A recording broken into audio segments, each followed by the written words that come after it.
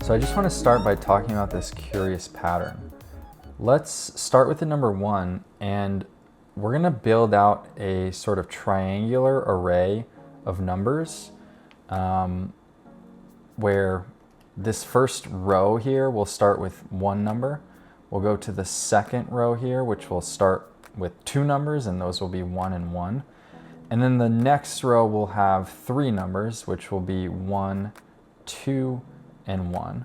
And then move on to our fourth row, which will be 1, 3, 3, and 1. And what we can notice here, and what the pattern of this array is that for any number, say like 3, it's going to be the sum of the previous 2 numbers that it sits between, right? So this 3 is the sum of 1 plus 2, right? Same with this 3 here is the sum of this 2 and this 1. Now the ones on the edges here, these don't sit between any numbers, they just sit adjacent to this 1, so they'll be the sum of just that 1. And so it'll stay 1 down the outside the whole way through. In other words, if we move to our next row, we'll have a 1 on the outside, and then we'll have the sum of 1 and 3 to give us our next number of 4. We'll have the sum of 3 and 3 to give us the next number of 6. The sum of 3 and 1 to give us the next number of 4, and then the sum of just 1 to give us another 1. And we can keep building this out, right? Next would be 1, 1 plus 4 is 5, 4 plus 6 is 10, 4 plus 6 is 10, 4 plus 1 is 5, and then 1, 1 plus 6, 1 plus 5 is 6, 5 plus 10 is 15, 10 plus 10 is 20, 10 plus 5 is 15, and 5 and 1 is 6, and then finally 1. And this is a pattern that can extend indefinitely and is what's known as Pascal's triangle. And sure, it's a cute pattern, right? And it gives this nice kind of symmetric triangular array, which looks lovely, but ultimately, you're probably wondering, well, why does this matter, or why is this relevant to what we're studying in a precalculus class? And that's really because this pattern here is not unique to just this specific triangle.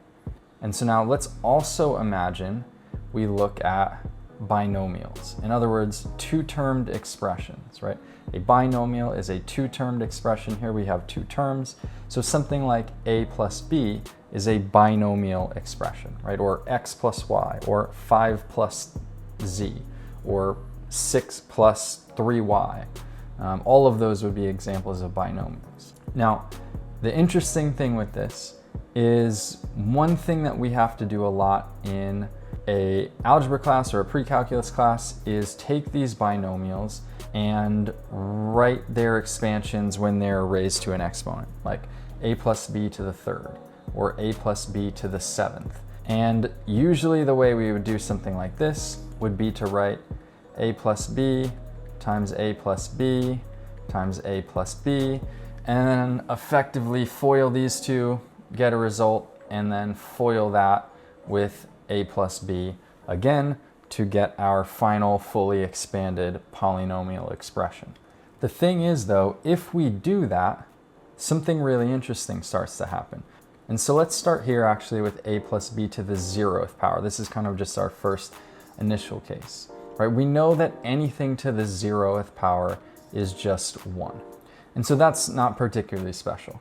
But then if we look a plus b to the 1st, that's just a plus b.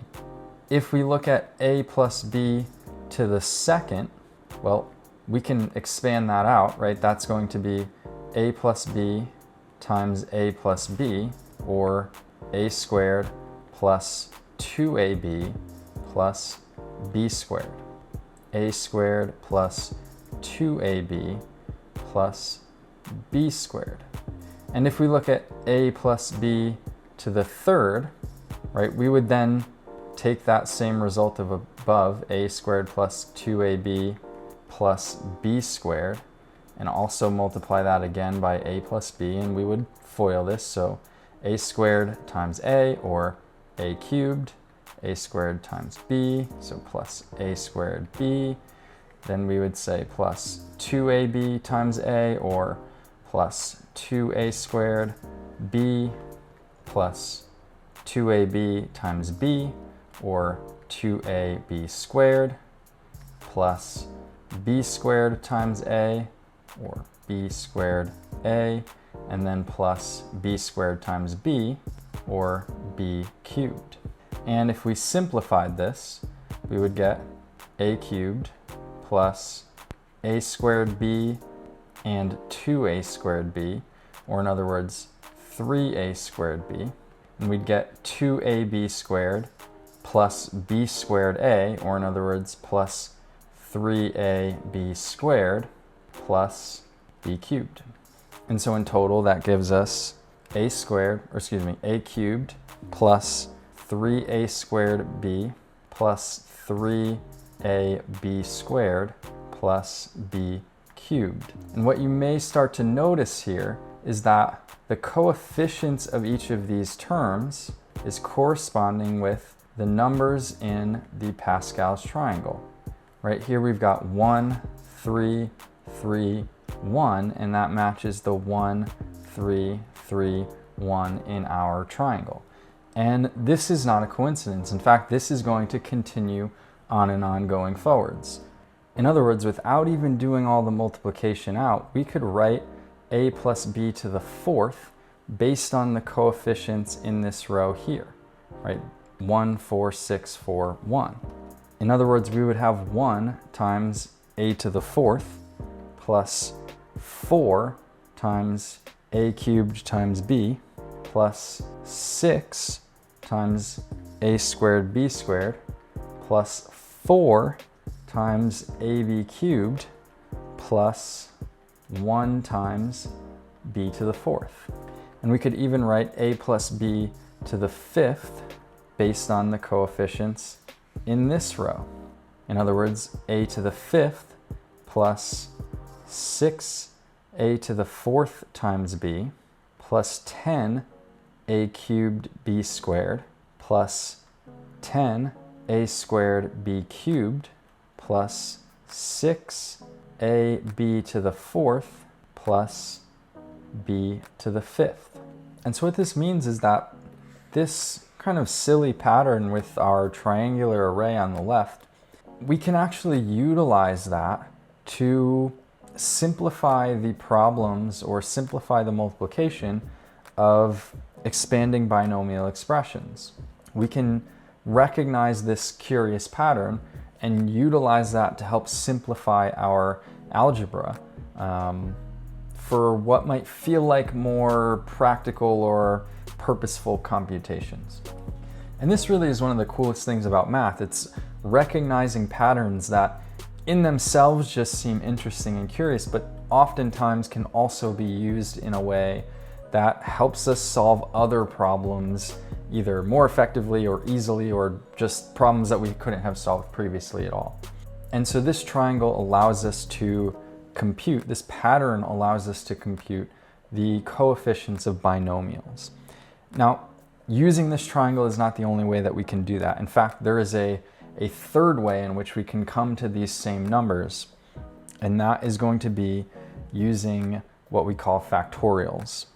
Now, I do have another video on this channel all about factorials that goes into a little bit more detail, but just as a quick rundown here, we write a factorial as n with an exclamation point.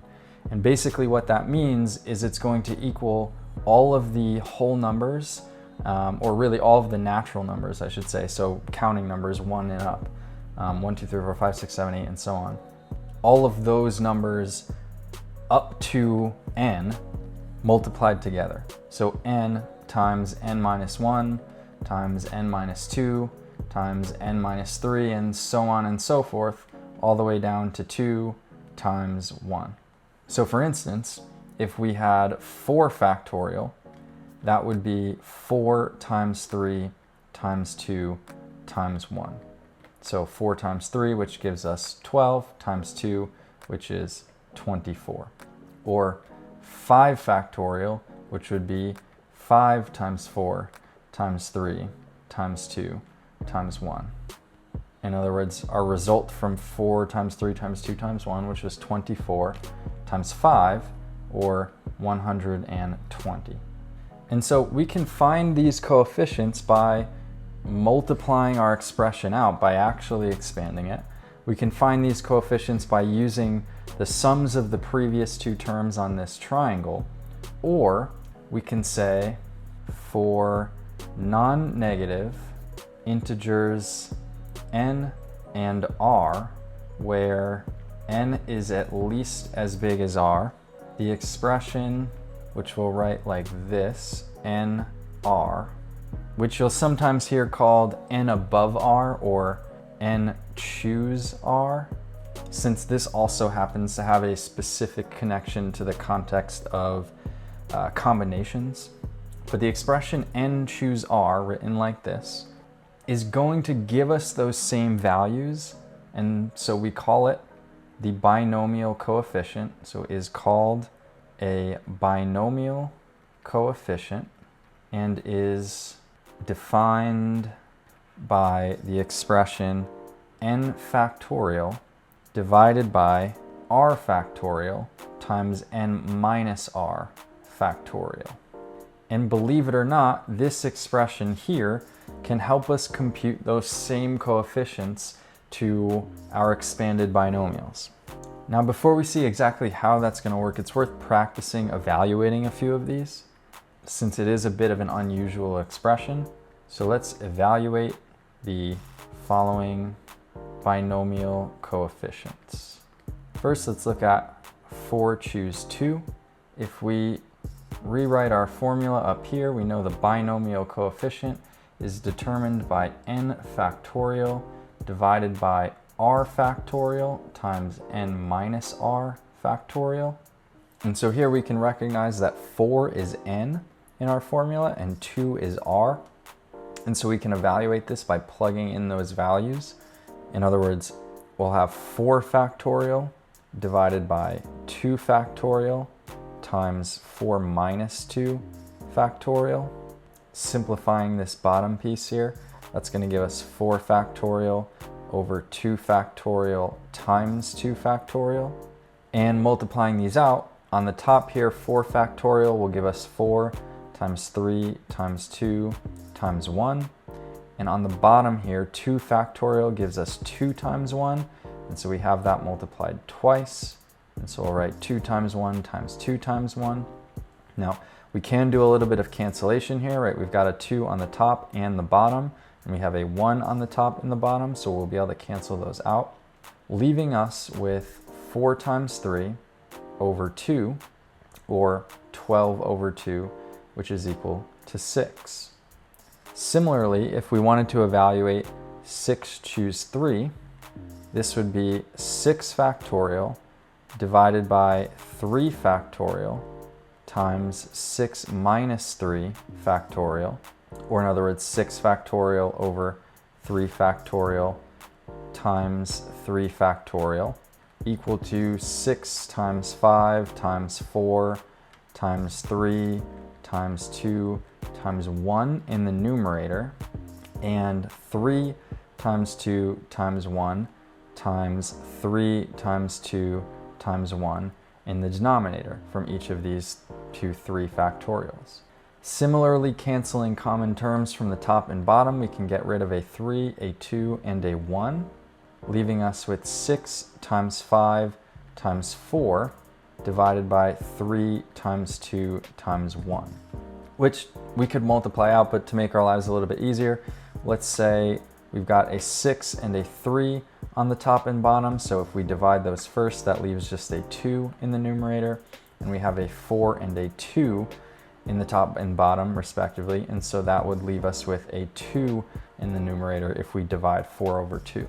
And so multiplying this out, we have a 2 times a 5 times a 2, in other words 4 times 5, which is equal to 20 over 1, or simply 20. And sure enough, if we look back to our triangle, we'll see these numbers of 6 and 20. They're corresponding with these numbers of 4 and 2 and 6 and 3. Well, what does that mean? Let's take a look. If we think about 4 choose 2 first, that's giving us the number 6. So if we look back to our Pascal's triangle, and if we go to the 4th row, assuming that this first row is like the 0th row and this row is the first, right? A lot of times in math we actually start counting at 0 rather than 1. So if we assume that that first row here is actually the 0th row, and then we work our way down, this is the 2nd row, this is the 3rd row, and this is the 4th row. And likewise, we assume that this element represents the 0th element, this element represents the 1st element, and this element represents the 2nd, right, and so on, 3rd, and then 4th. Then when we go to the 4th row and 2nd element, based on that 4 choose 2, we're going to find 6, right? And so we can see that this 6 here, based on 4 choose 2, right, of course, as long as we start with the 0th row and 0th column, actually corresponds with that element here in Pascal's triangle. And again, this is not a coincidence, right? We'll see the same thing with 6 choose 3 and 20, right? If we go to our 6th row, right, here would be our 5th row, and this here would represent our 6th row, and we go 0, 1, 2, 3 elements over, we're going to find that number 20. And this would be true no matter what n and r values we have. And so what that's going to allow us to do is write a formula for binomial expansions. In other words, for any positive integer n, for any positive integer n, if we have a plus b raised to the nth power, we can compute the coefficients of every single term of this polynomial expansion by using the binomial coefficient formula we just had. In particular, this is going to equal to n choose 0, right, the 0th element of the nth row of Pascal's triangle, times a to the n, plus n choose 1 times a to the n minus 1 times b, plus n choose 2 times a to the n minus 2 times b squared. And you'll notice here as we go through this that the n, the degree, will stay fixed, but this number here, the number that we're choosing, r, is increasing by 1. You'll notice that the exponent of the a term, right, of the first term of the binomial, is decreasing by 1. We go from n to n minus 1 to n minus 2. The next would be n minus 3, and so on for however many terms we have. And then the term for b, this second part, is increasing by 1. Right here we start with b to the 0th, which anything to the 0 is just 1, which is why it doesn't explicitly show up. And then b to the 1st and b to the 2nd. The next term would be b to the 3rd. And this would continue on and on until we get to n choose n minus 1, whatever that second to last term is, times a to the 1st times b to the n minus 1, plus n choose n times b to the n. Or in other words, if you're familiar with a summation symbol, right, this symbol here, what we're saying is we're taking the binomial coefficient n choose r times a to the n minus r times b to the r from r is equal to 0, so starting at 0, all the way up to n. Now, if you're not super familiar with this notation at this point, that's okay. Basically, all that this is saying here is a shortened version of this entire sum. It's saying start with r is equal to 0, plug that into this expression, and then write a plus sign, so add it to going r is equal to 1 and plugging that into this expression, and then add that to r is equal to 2 plugged into this expression, and so on and so forth, all the way till we get up as large as n. And this is going to allow us to expand out those binomial terms a little bit more efficiently than just foiling one piece at a time. And so for example, let's see if we can apply that to expand the expression x plus 3 to the fourth.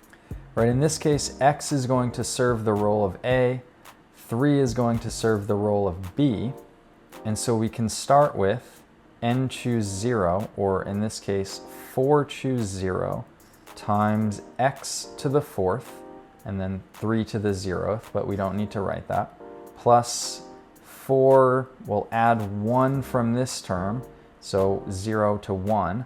So 4 choose 1 times x, instead of to the fourth, we'll drop this one down by 1 to get 3, and then times 3 to the first. So we'll add 1 to this term here, and then continue from there. Plus, instead of 4 choose 1, we'll have 4 choose 2, and now we'll get x squared instead of x cubed, right? We'll drop that exponent down by 1, and then we'll go 3 squared because we'll increase the exponent on 3 by 1, right? And same thing going forwards. We'll increase r, so 4 choose 3. We will decrease the exponent on x, and we will increase the exponent on 3. So we have 4 choose 3 times x to the first times 3 cubed, and then plus 4 choose 4 times now x to the 0th power, which we can just leave out since that is equal to 1, times 3 to the fourth. And so by simplifying this expression, right, by evaluating these binomial coefficients, we're going to be able to get the fully expanded form of x plus 3, the quantity to the fourth. Now, there are some shortcuts that we can use in order to evaluate these a little bit more quickly. In particular, we can always recognize that this first term, so anything choose 0, and this last term, so any number n choose itself, like 4 choose 4, those are always going to equal 1, but here we'll do it out just so we get the extra practice. So 4 choose 0 is equal to 4 factorial over 0 factorial times 4 minus 0 factorial, or 4 factorial. Now, we can make an important note here that although this wasn't described in our definition, we'll always let 0 factorial equal 1. That's part of how the factorial function is defined. But what that gives us here is 4 factorial, or 4 times 3 times 2 times 1, divided by 0 factorial, or in other words 1, times 4 factorial, which is 4 times 3 times 2 times 1. And now this allows us to cancel out 4 on the top and bottom, 3 on the top and bottom, 2 on the top and bottom, and 1 on the top and bottom, leaving us with just 1 over 1, or simply 1. Evaluating 4 choose 1, we have 4 factorial divided by 1 factorial times 4 minus 1, or 3 factorial, which will give us 4 times 3 times 2 times 1, divided by 3 times 2 times 1. Canceling out terms from the top and bottom, that leaves us with just 4. Likewise, we'll see the same with 4 choose 3.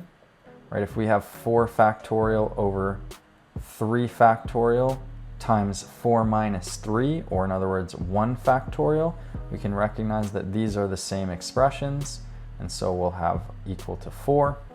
And then finally, 4 choose 2 will give us 4 factorial divided by 2 factorial times 4 minus 2, or in other words 2 factorial, which we evaluated in a previous example and got 6.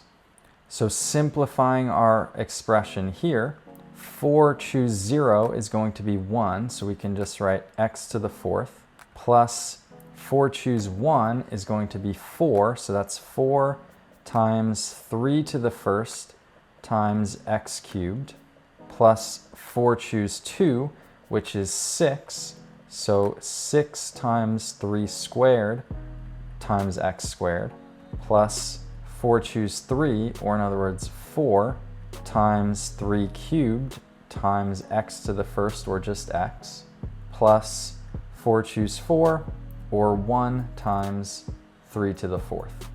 Simplifying a little further gives us x to the 4th plus 4 times 3, or in other words, 12 x cubed plus 6 times 3 squared, or 6 times 9, which gives us 54 x squared plus 4 times 3 cubed, or 4 times 27, which gives us 108 x plus 3 to the 4th, which is just 81.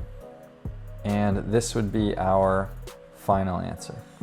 So in other words, we can expand the quantity x plus 3 to the 4th by using the binomial coefficients and the formula for expanding binomials. And this is something that can be done in just a few steps, especially if you have Pascal's triangle handy and can go through the given row to compute the binomial coefficients even quicker. But at least in this case, rather than writing out x plus 3 times x plus 3 times x plus 3 times x plus 3 and foiling that 4 times or 3 times, this, at least once we get familiar with taking the binomial coefficients, will just take 2 or 3 quick steps.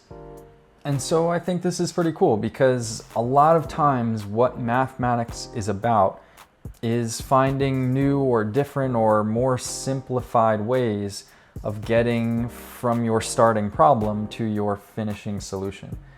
And hopefully that's what we've been able to do here, just by looking at the pattern we constructed from this seemingly silly triangle that we now know as Pascal's triangle. Anyways, I hope you found this video helpful. Hopefully it helps with expanding binomial expressions a little bit more efficiently.